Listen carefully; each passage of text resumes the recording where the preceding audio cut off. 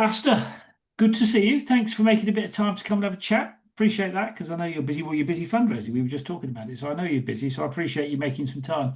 I want to start by asking you about a comment you made when we were talking a week or two back. You said to me, "I use socials to make people think." Now, I think that's probably a good thing, but why do you do that? And why is that relevant to your business? I mean, why is that important to you and your business? Well, I think that socials are more than just business. Right. People do business with people that they like, that they can align with. Yeah. Before somebody hands you their money, they want to know if they can stand you enough.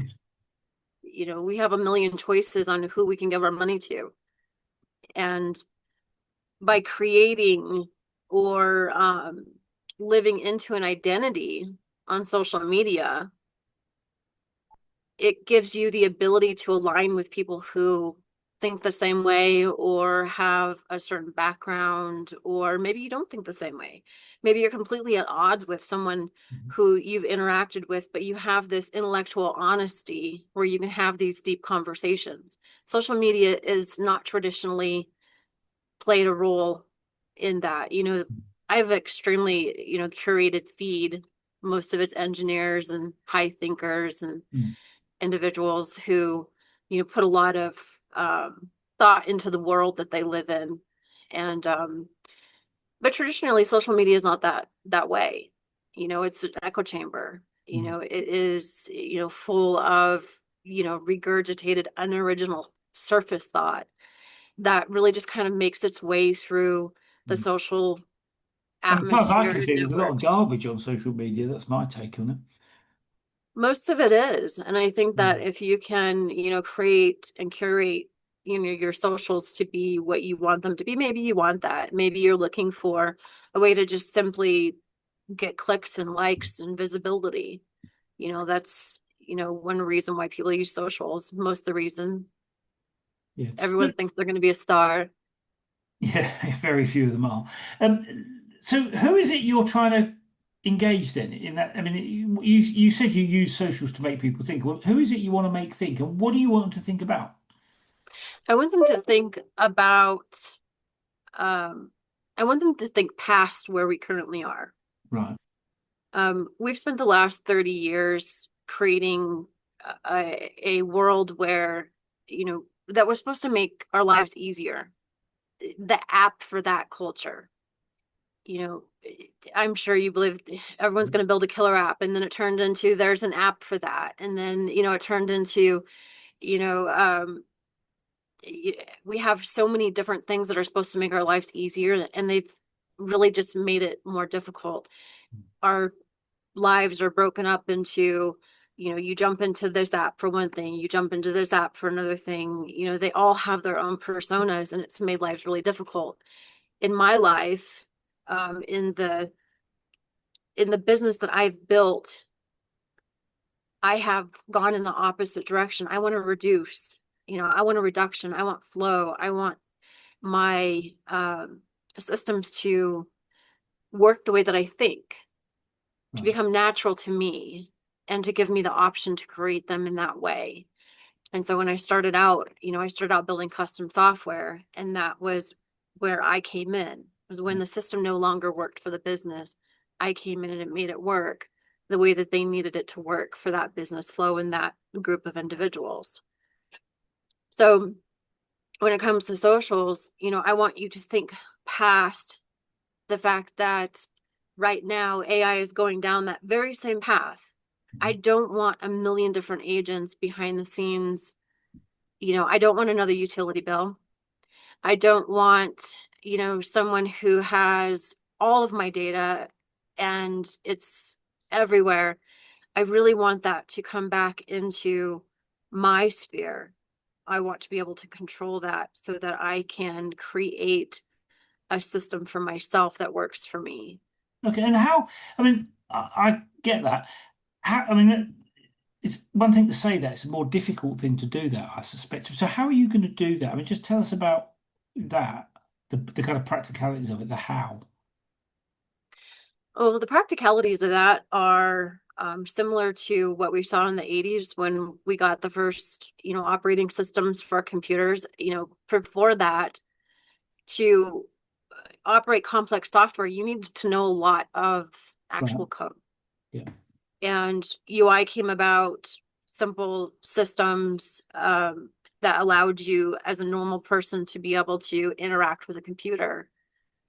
With AI and systems of automation and understanding how to put systems together from end to end, meaning what tools do I need to have in place to be able to create something that I can use as an individual, to not just be able to interact with complex systems, but to build them.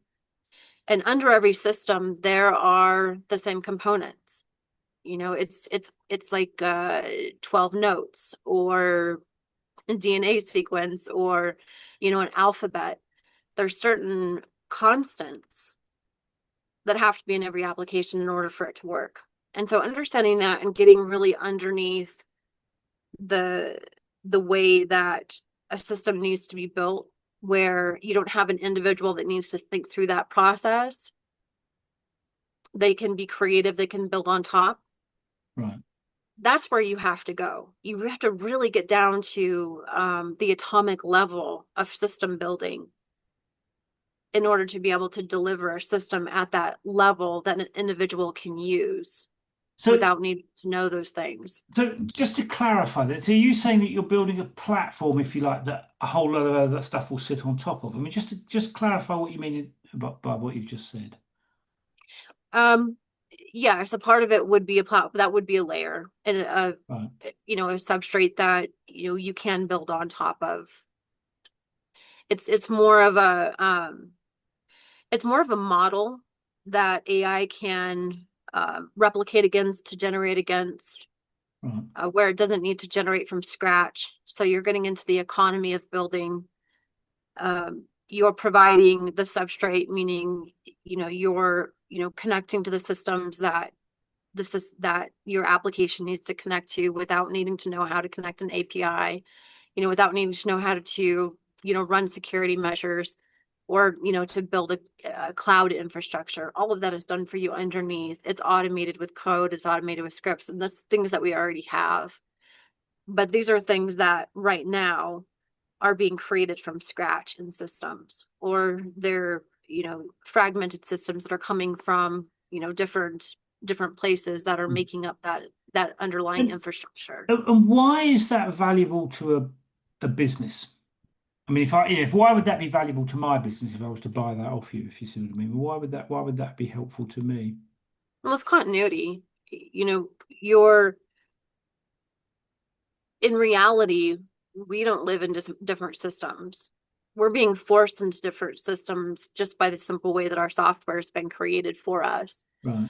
But a business doesn't work that way. And when you are able to have access to, a continuous layer of data, then your system has the energy to do real work. Right. You're not having to connect it all. It's already done for you. So you're essentially saying it's simpler for somebody like me. If I was the buyer, simpler for me, yeah? Is that what you're saying? Absolutely. I guess, for instance, how many times have you purchased a system just to have the pieces that you needed put behind a paywall or deprecated, meaning that they decide not to use it anymore, and then your entire business has to change. You have to find a new system, you have to bring in all of your data, you have to figure out how it works for you. But when you work in a continuous system where you have the capability of accessing the tools that you need on your own terms and generating the tools that you need for your business, now you've created the outcome. If you decide that you don't need it anymore for your business, you get to decide that you're not going to have the components that you need put behind a paywall and then rendered out of your budget. A lot of these things are, become very expensive over time because you have to continually keep adding more and more systems. Yeah. So it's not just simpler, it's easier for a business like mine to use it. You're making it easier for people, aren't you? I think that's a good thing. I mean, my rule of thumb is if you want somebody to do something, make it easy for them. And it seems to me you're saying we can make it a lot easier for people. We're taking the friction out of it. Yeah, yeah. Okay. And I mean, how did you, let me go back a bit. How did, I mean, what set you on this path? I mean, why did you want to do that? I mean, I get why it's valuable to people. Mhm. Why did you decide that that's what you wanted to do? Because you had a different business before, didn't you? It was a discovery. Back when before I started my DevCo in the early 2Ks, I worked for a startup, and Right, I was the first and only employee for a very, very long time. And I had an extraordinary amount of work that I needed to accomplish. I didn't have the budget for it. I couldn't hire anyone for it, but there were expectations of me to right, run and create this business. And so I turned to software. I was running everything off of a spreadsheet, and it was becoming more than I could accomplish by myself. right, And so building a system that brought all of those components together, I discovered that I could connect my entire business. I could run a business as a solo person. The founders of the startup, they weren't really they were they wanted the startup, but they didn't want to work in it. And right. so they hired me to come in and, put all these things together for them. And I did. But the business itself wasn't really viable. The thing that I discovered to get the customers in was the actual business. If I would known what I know now, things would have been a lot different. But Well, at the time, I we'll was just perhaps trying to come solve a back to that. problem. We'll Yeah. perhaps come back to that issue, but just take me, I mean, tell me about the moment you decided to start your own business. I mean, that sounds to me like partly driven by frustration, partly by the sight of a really interesting opportunity. Is that fair? I think it was the discovery. Right, I discovered that I could uncover the disconnects in a business and I could connect them with software. I discovered that I was very good at that.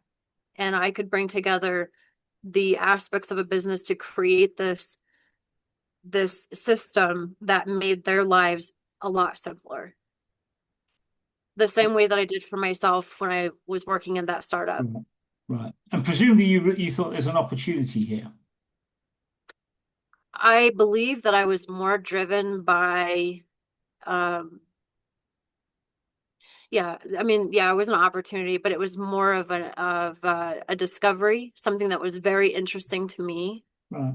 something that held my thoughts, and um, something that it was. I think it's an obsession. I mean, it's funny you say that because I think a lot of entrepreneurs are a bit like that. They find something that kind of occupies them, kind of engages them, fascinates them, and then they discover as a result of that that there's a business opportunity along the way. I mean, I don't think you're alone in that. I think Oh that, no, yeah, I mean, I knew that I can make money at it. yeah, I mean, it was very obvious. You go in and you say, okay, I can. Start with a consulting gig, and it rolls into a technology gig, and then it rolls into an SLA, and then it rolls into new business, and it really just built on itself. yeah, yeah. And what would you say I mean, you've created this business, got great products as far as I can see. I mean, it seems to me that something that would really help businesses because it makes life easy for them. What are you building towards? I mean, give us a sense of the direction of travel. Where are you going with this? I think philosophically it's really freedom. It's freedom and choice For you or for the client? for both. I am my Right. client. Right. I started out my client, I've been my client, I've taken the same ideas and thoughts to build a business. Those are my clients. I continuously solve their issues. This is not a solution seek in search of a problem. Mm, It is a problem, a very deep-seated problem, even if people can't put a name on it. mm. And what is it that excites you about where you're going with the business? I mean, just give us a sense of how you see the future. Oh man, that is a being in fundraising right now and not in building mode where I want to be. I find myself on a daily basis saying, this is going to be solved as soon as we can get past this fundraising and, start pushing out products. Because there's a million things that I even need for my own business that, I would like to be building right now. Mm. And just the idea that if I need something for my business, I'm going to be able to log into my system and I'm going to be able to create that tool. I don't need to go out and look for it. I don't need to purchase it. I mean, just the thought of being able to not have any restrictions. Yeah. Yeah, no, I can see that because I can see why that's exciting. And just to I mean, for people that are listening that don't necessarily understand your business, I mean, give us that example you just talked about being able to build a tool. I mean, give us an example of the sort of tool you might build. I mean, just give us a practical example to illustrate it. Well, right now, we are actually building a small tool to replace our QuickBooks. Right. And what will the So tool do exactly? Presumably, it's something to do with it when you read replaces about our the file. QuickBooks. Right. Which is for people that don't use QuickBooks, it's an accounting package, yeah? Yeah. So you'll effectively create your own accounting package tailored specifically to what you want it to do. Yeah. Another tool that I probably would create just because of what I'm going through in the fundraising process is I would automate the process that I'm doing now. But It's automate fundraising. If you can crack that, you'll exactly. do well. Yeah, I mean, one of the aspirational goals for RadHash, it's kind of like a three-legged stool, is founders, funders, and fractional work. Right. So we have right now in our go to market, we have over 200 businesses. And Right. when I talk about a business, or we call them our customers, or we call them lead operators, but what they really are is they are fully functional businesses with an average of between, I think the lowest number of customers they have is 300 customers. I mean, we're talking about unloading entire businesses, their entire customer base, how they operate. And so when we look at that, the amount of data that we have that is directly tied to not only business behavior, but also the customer journey throughout the entire process is extraordinary. I was going to say, it sounds extraordinary. Yeah. So when we talk about it from a fundraising standpoint, it makes total sense to me that, at some point in the future, when there is, a certain amount of scale, that investors, people who are looking to invest in companies, are going to have a very significant advantage investing in companies that are built on our product because of data from the very, very first second. Okay. And So I'm I was just about a to ask you about public that. exchange. Yeah, I was just about to ask you about that because there's a component to this that is about helping customers making life easier for other businesses. I get that. Right. What's the data play? If you just said it would be great for investors. If Mm-hmm. I was an investor, what would I be thinking about what you've just said? I mean, why would it be good for them? Just clarify that. Well, depending on the stage of your startup, the data that you usually have is either it's a projection Mhm. based on a model, some type of future state, or it's fragmented data that is pulled from different environments. You don't really get a full picture. So with a full picture of data that is coming from firsthand behavior, you have, connected systems where you have continuity. That means you have context. That Right. means you can have better projections. Now you're looking at something that is more of a progression as opposed to something that's kind of more projected off of So it's not whatever just good. It's not just data. It's better data. it is. Right. I mean, it's actual data. Mm. It's what happened along the entire path. Mm. Yeah, no, and I can see why that's valuable. I mean, you want better data, don't you? And you want real data. And you want to know it's real. I mean, that's the other thing that strikes me about it. You don't want stuff that is, You want to close down the risk that it's not real. Let me ask you about being the CEO. How do you feel about the job? What do I think about the job? I said, how do you feel? But you can tell me how you think. Either way. Oh, how do I feel about the job? Um, I don't really think about that very often. Mm, So let me ask you the question a different way. How do you see the role of CEO? um, my job is to align with our vision. My job is to ensure that whatever we're doing is a force multiplier to get us there, that we're not rolling down the wrong path, that we're being proactive in that everything has a measurable result. Are we getting closer? Are we, you know, do we have reserves? Do we, um, it's a, to me, it's both visionary and pragmatic. Hmm. You know, on a daily basis, I have to be very pragmatic in my approach, very strategic in my thinking. And I don't, it's not really, I don't really think about it. I don't really feel about it. It's more something that comes intuitively.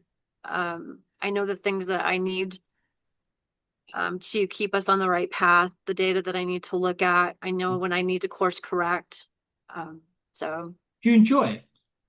very much. Yeah. Well, that sounds like it's something, an emotional connection. I I don't know what else I would do. I don't Right. know what I mean.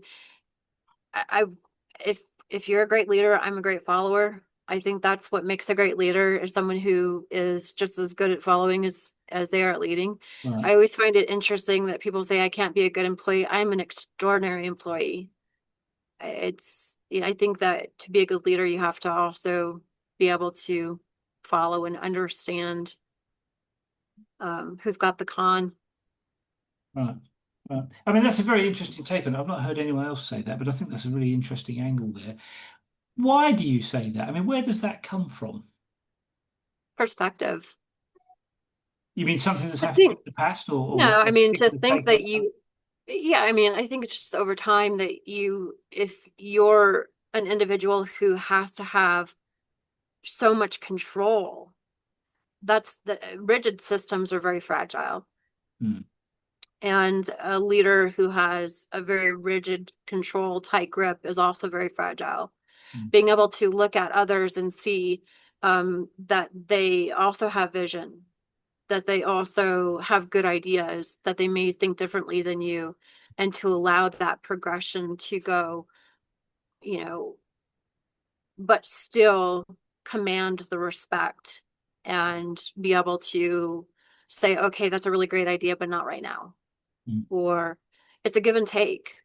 And so letting other people step out ahead from time to time, being able to recognize great ideas and to not have the ego to not go with that because it's not yours. Hmm.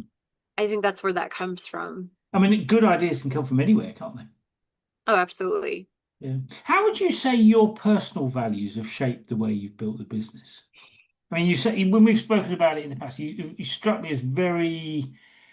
Um, I mean, I don't know whether this is fair, but the business almost when we last spoke, I was thinking to myself, the business is partly you, and you are partly the business. That but maybe that's a bit unfair. I don't know, but is there some truth to that? I think where would I be crushed if the business went away tomorrow? Probably not. Right. So maybe I'm wrong. Um, is there a piece of me in the business? Absolutely. Hmm. The business is designed for longevity. Right. It's designed for durability.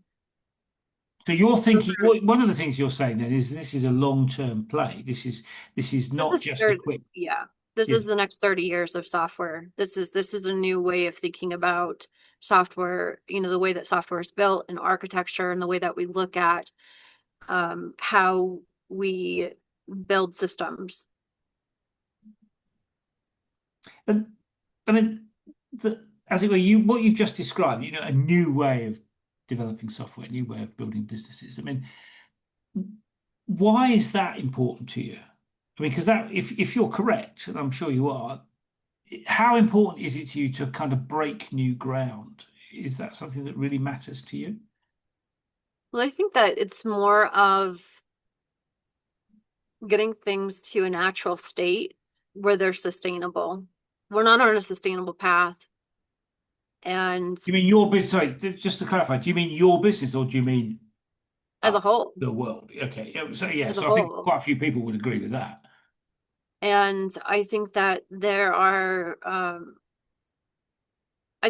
greater riches in having a sustainable, durable system than simply, getting as much as you possibly can Mm. at a given time and hoarding. I think there's greater riches in building these systems that can continue, that they can run, that they're not trying to, you know, take everything. Mm. And you just used a really interesting phrase. You said greater riches. I mean, what Mhm. exactly do you mean by that? Well, I can follow a business model that's finite, where there's, only a certain number of individuals, kind of like if I'm looking at like a SaaS business model. Mhm. Every every SaaS company has a finite number of seats that it can fill for that system. With our system, it has uh, it, its business model is a network effect. Right, so the more people involved, the more valuable it gets. Exactly. The more people that have interest in the system and are able to work in the system and to bring their networks to the system, are able to build on the system, we're creating this flywheel effect that makes it and brings more creativity to the system by giving them a solid foundation that's durable that they can continually build on. Mm. But that is also, you know, utilizing resources effectively. And when you say that, do you mean power and things like that? Or are you talking about people? Or are you talking about money? I mean, when you say Both, I use mean, resources it's more effectively, what do you mean? well, right now, every time a system is generated using AI, it's generating and regenerating and regenerating and regenerating. It Mm. has to reinvent the wheel every single time Right. without a foundational layer for it to generate against. It doesn't have it doesn't have the energy to be creative the way that it needs to. Right. It's creating systems that already should exist, and it's being done over and over and over again. Mm. So if we look at it from, a simply practical means, then we can't sustain that. AI is being treated in the markets as though it's a SaaS model, but it's really infrastructure. The Mm. more you generate, the more infrastructure it has to create. And if we can't back away from that and say, okay, well, this has to start working, this has to have some type of, economic payoff in the future, we're just really spending ourselves into a hole. And that's not just about, from a monetization standpoint, that's from where are we going to put all the data centers? Where's that energy going to come Mm. from? Where's that water going to come from? What about the rare earths? Mm. You know, and it, there needs to be more thought to, how do you build something up? Right now, we're kind of in a frenzy. This Yeah. is a frenzy. This isn't the real thing. It's a bubble. Is Happening the right now will go away, and you know people will have to, what's left will be the individuals and the companies that are really thinking about how do we take this long term, because AI is and the future. yeah. So, and I agree with that. I mean, that's always been the criticism of business here in the UK. Is it's very short term, don't think long term. I mean, so what would you change? I mean, it's a very interesting, it's a good point you make. what would you do different? What would you suggest people do differently then, or that we, the global we, the us, what should we be doing differently? Well, I think that, there's, I mean, and I guess the only way I can answer this is to plug ourselves is what we're But that's currently okay. doing right I don't now. mind that. That's fine. Um, we you you create foundations for the constants and you abstract the variables. Yeah. It's a method of thinking about what needs to be created and what needs to change. What needs to be foundational and what needs to change. So you create systems that are flexible enough but sturdy enough to be able to support that change without having to reinvent the wheel every time. Okay. And that kind of comes back to your point about fragile and anti-fragile, doesn't it? You want to make it Yeah, resilient, you've got to make it anti-fragile. Is that fair? I think so. I think that, you know,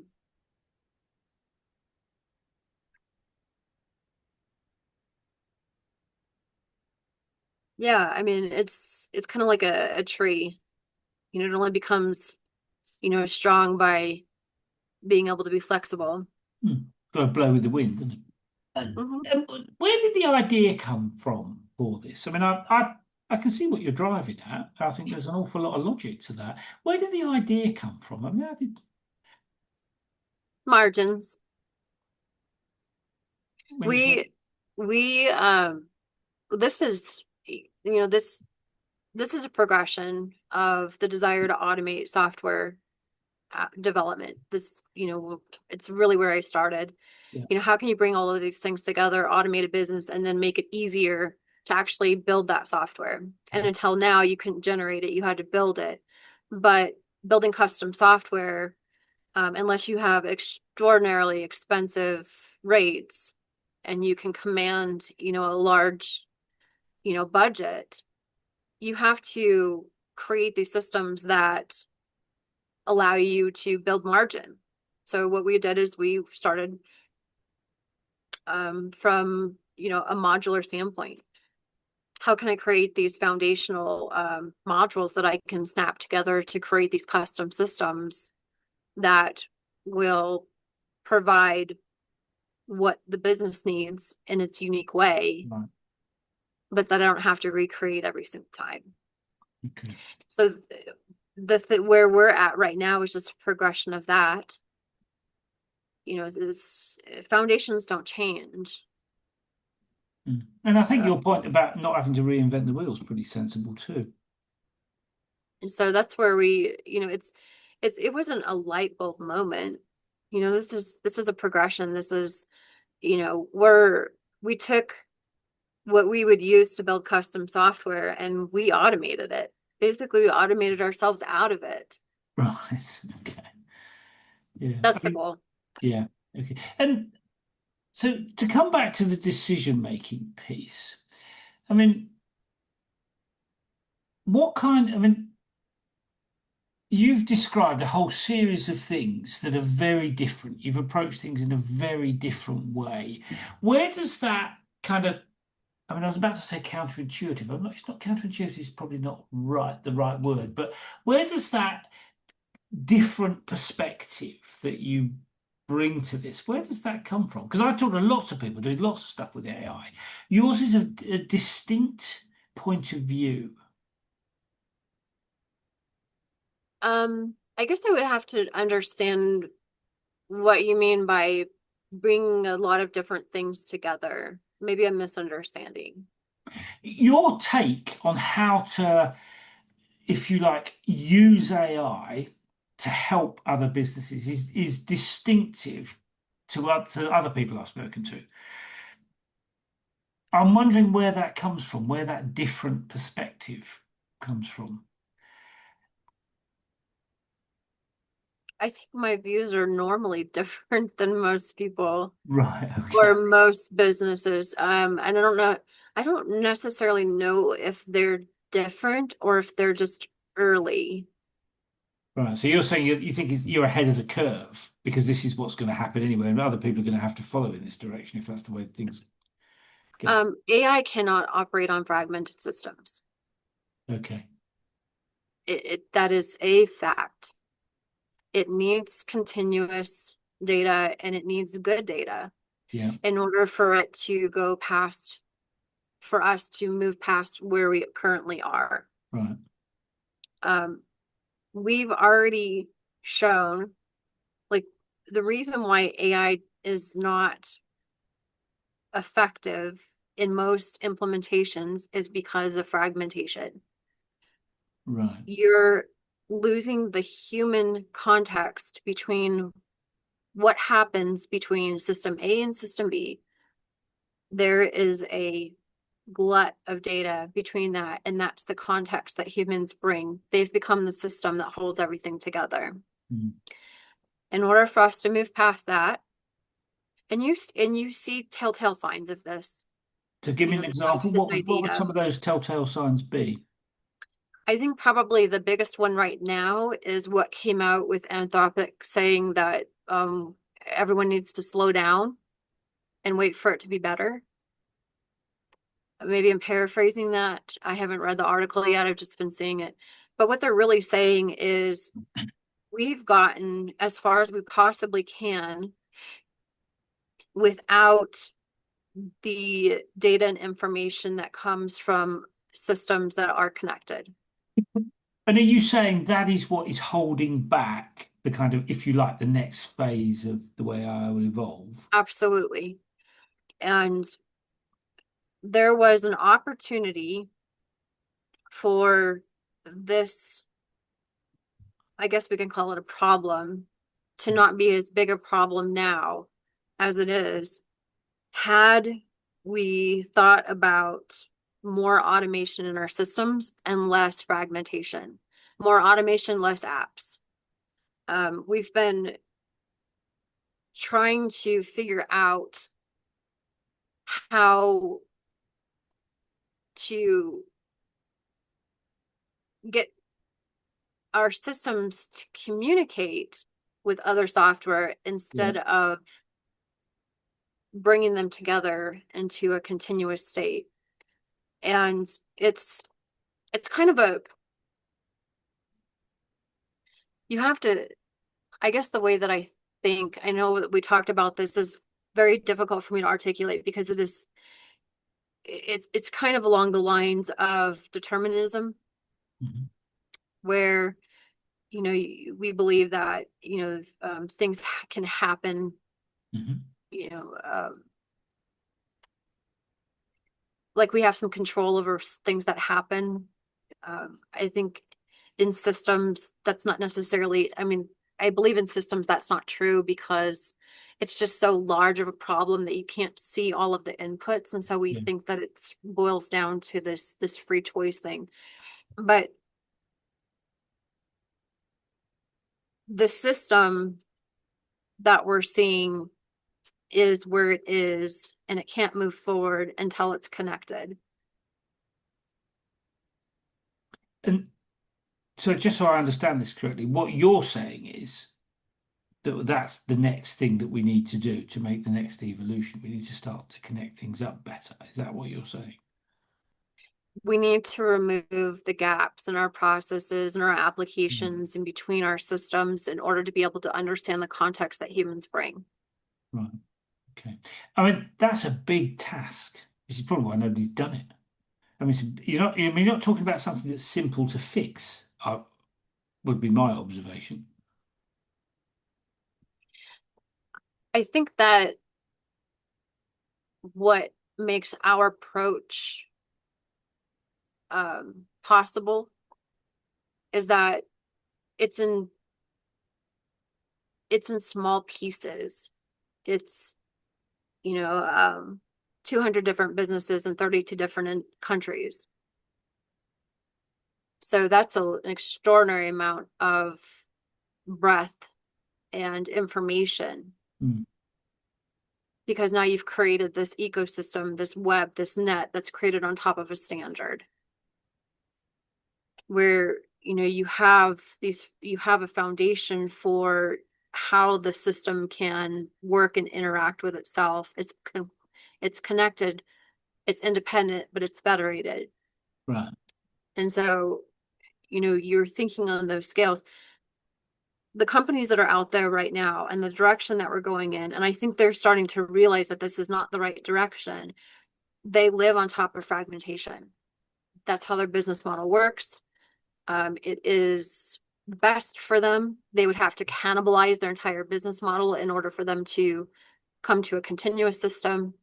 But without it, Sorry, so what you're saying is there's a lot of disincentives to make the change that is required. I think right now there is. But I think that's going to change. And what will It's not, change that? What will change those incentives? Because that's a very it's interesting not point. sustainable. I mean, you can already, that's another thing that kind of those wisps of smoke, those fragments, it signals. Right. Businesses are cutting back on they're no longer token maxing.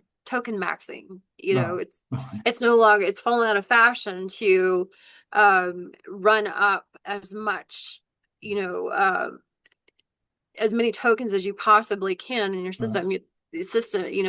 Businesses are saying don't um don't max out, cut back Mm. because it's expensive. Okay. But it's not just expensive because expense is relative. If it were producing a return on investment, if it actually had value at Mm. the end, then it wouldn't matter how much it cost. It wouldn't matter how much it was being used. Mm. There would be an off. You're saying that's not happening. It's not happening. Yeah. It's not my opinion. It's something that I've experienced, but it's what everyone is experiencing. I mean, you can Right. look at, TechCrunch or Futurism or even LinkedIn and see the article headline saying CEOs are saying cut back because we're not seeing any results from this. It's costing us an arm and a leg and it's not getting us anywhere. We have all of these things that we've produced and none of them are usable and they are not applicable to our business. Mm. Yeah, I mean, there was a famous quote about that. I'm just trying to think. I can't remember. It's something like, we can see the evidence of the impact of technology everywhere apart from the productivity figures, or something, some kind of quote like that. I mean, that's basically what you're saying is there's a lot of talk about it, but it's not delivering, and therefore people are ultimately going to pull back on what they spend. That's what you're basically saying, isn't it? We businesses require uh, consistent, measurable outcomes. You Mm. cannot get that with AI right now. You get a lot of work, you get a lot of output, you get a lot of creative ideas. But if that's not sustainable over time and they don't grow and they don't create some type of impact, Mm. what good is it? Yeah, yeah, no, I think that's fair comment. I think that's fair comment. Let me talk a bit about. I mean, you've been doing this, working on this for a while. My impression is you think pretty deeply about it, certainly compared to a lot of people I've spoken to, and you have a real insight into the kind of more systemic components to this than perhaps other people I've spoken to. I mean, you've been at, what have you learnt from the experiences you've had so far? I mean, have they changed the way you view what you're working on, or No, if anything? So they haven't changed it. So why not? I mean, I would have thought if you've those experiences would have had quite a profound effect. You're saying I've got that wrong. I don't think that you have it wrong. I think that my experience doesn't match what you believe it should be. It's just a mismatch. It's not wrong. So tell me about the mismatch then. What I mean, just tell me about that. Um,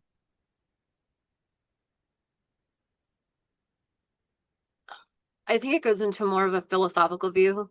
And I think this is something that we talked about on our first call. I have a method that I call getting to natural.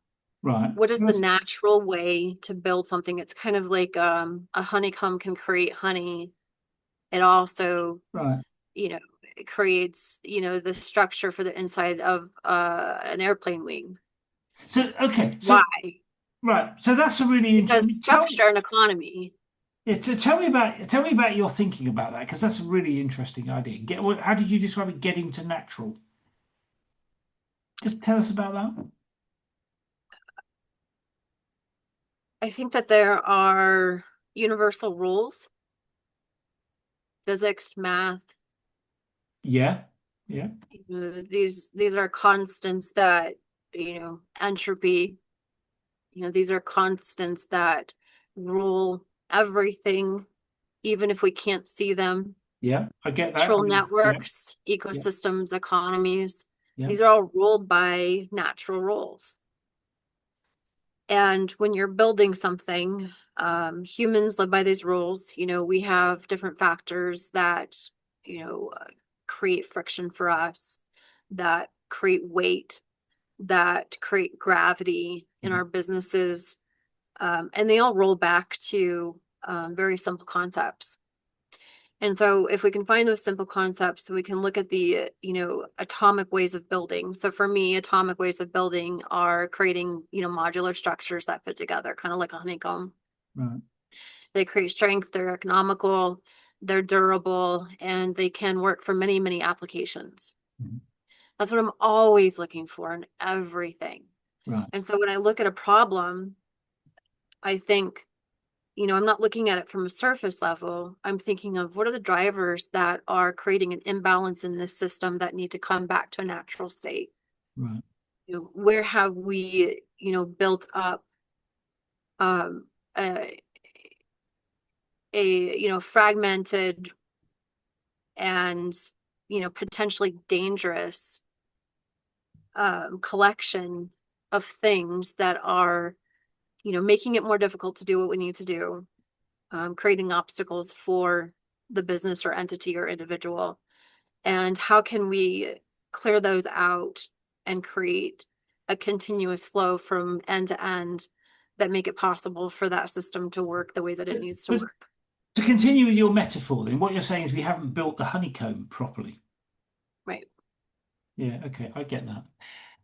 And how, so this is quite an interesting area. How would you say that thinking has shaped the way you've built the business? I mean, just explain that. I think I can see how it's influencing you, but how do you see that? How's that shaping the way you're building your business? Well, we want to look at all businesses as being different. And so, in the app economy, there was an app for everything, Yeah. and there was an app for every market, and there was an app for, everything that you could do within your market, within your business. But underlying all of those things is a structural component of how that software is built. Right.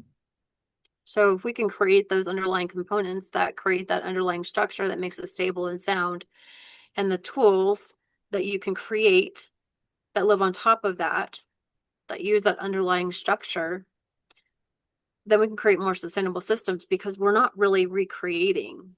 Okay. We're just simply using the same parts in different ways.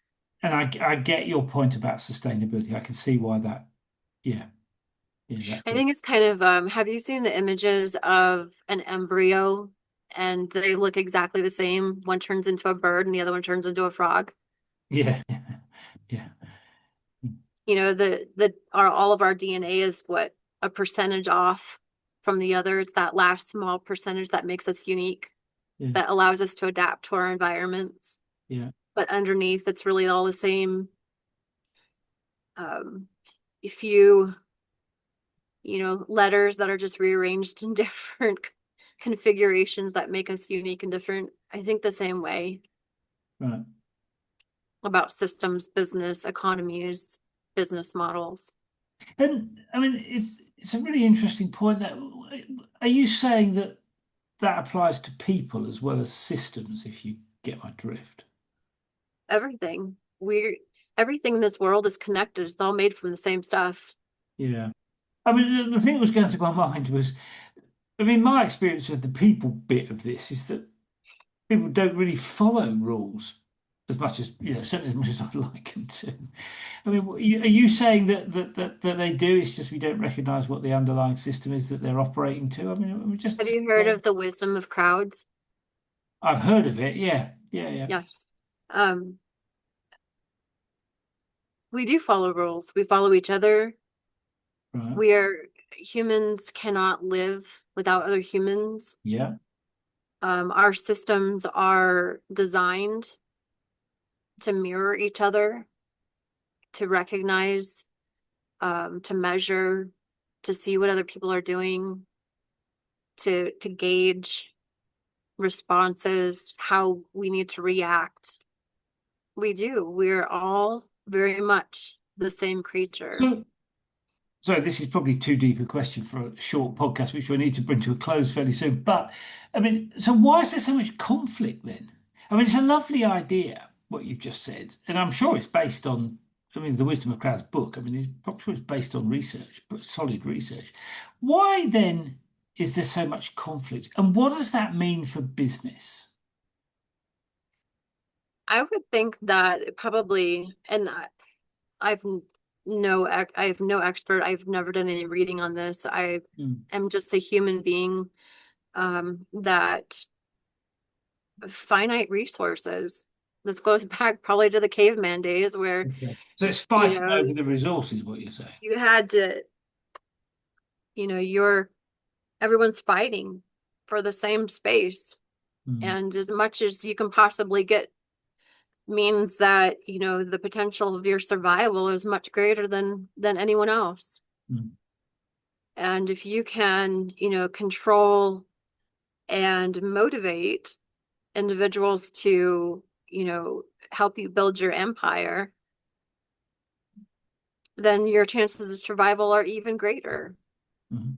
So I think that's a human trait.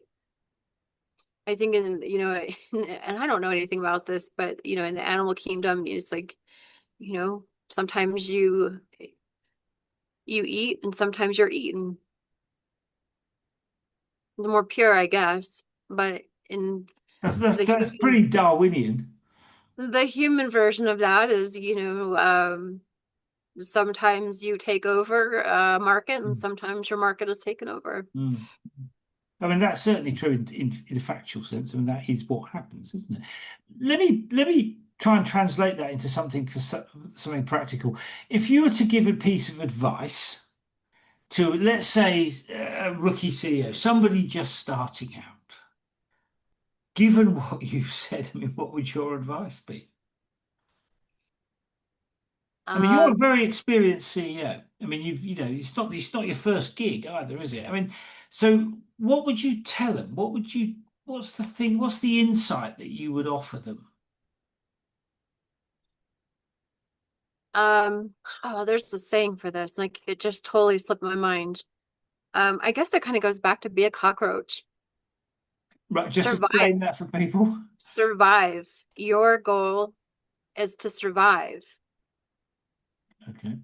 We think that it's, let's build really, I mean, the the VC industry has put it into startups and founders' minds. And I guess as a startup, this is really kind of the thing that you need to do is, you grow fast, build fast, break shit, whatever it is. Um, but really in business, it's about survival. Mm, Stack your wins. Don't always spend all of your money. It's kind of like staying thin in a good relationship. You got to work at it. yeah, It's yeah. it's survival. It's a Be very the interesting. be the last man standing. Yeah, yeah, or last woman. I mean, it's a very interesting point. I mean, you're the second person that's mentioned that. I mean, a guy came on the podcast a while ago, and he said, "I like to think about my business as a cockroach, not a unicorn." He says, "I will be here. I may not be worth Mhm. £1 billion, but I will be here." I mean, you're saying something similar, aren't you? I think that's actually pretty good advice. Well, I mean, I guess the way that I look at it is, um, I can take a measurable approach Mhm. and be able to, weather storms. I mean, because yeah, I started in the early 2Ks. That means I made it through the Great Recession, the pandemic, ups and downs, the housing. I mean, it's been pretty crazy the last couple of decades, but still here because we are solving actual problems.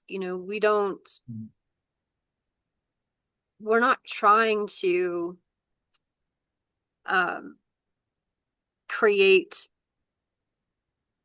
I don't know how to explain it. It's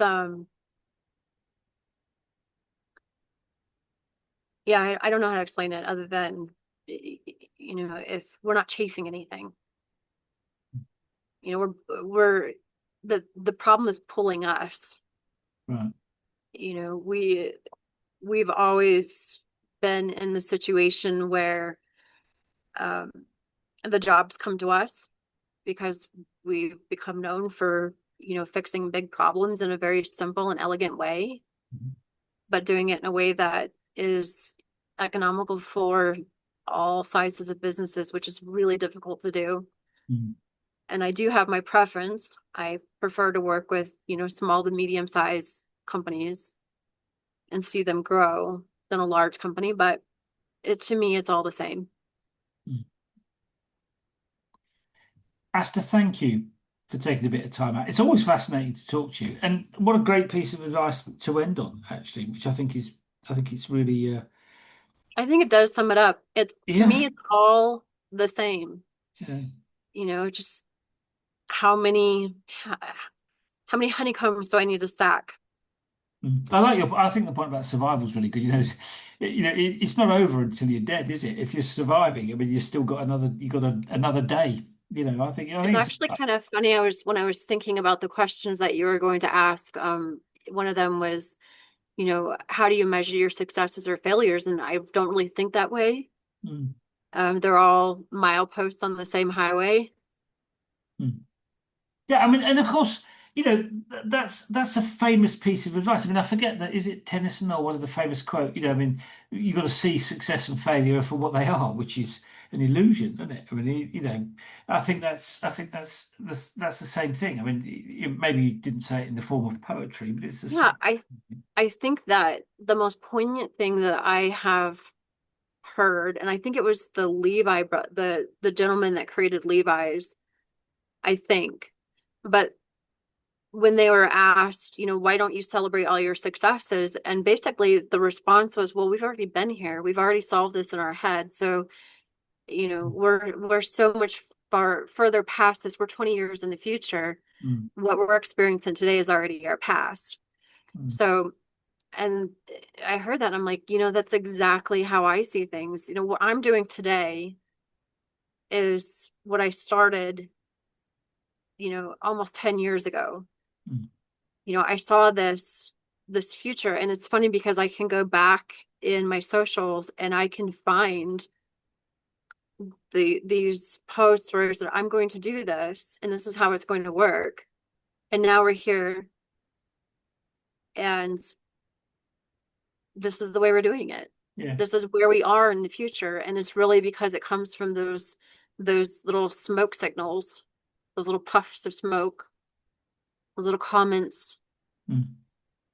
I mean, and to come back to the first thing I asked you about, which is your point was that I write socials to make people think. I mean, clearly you have.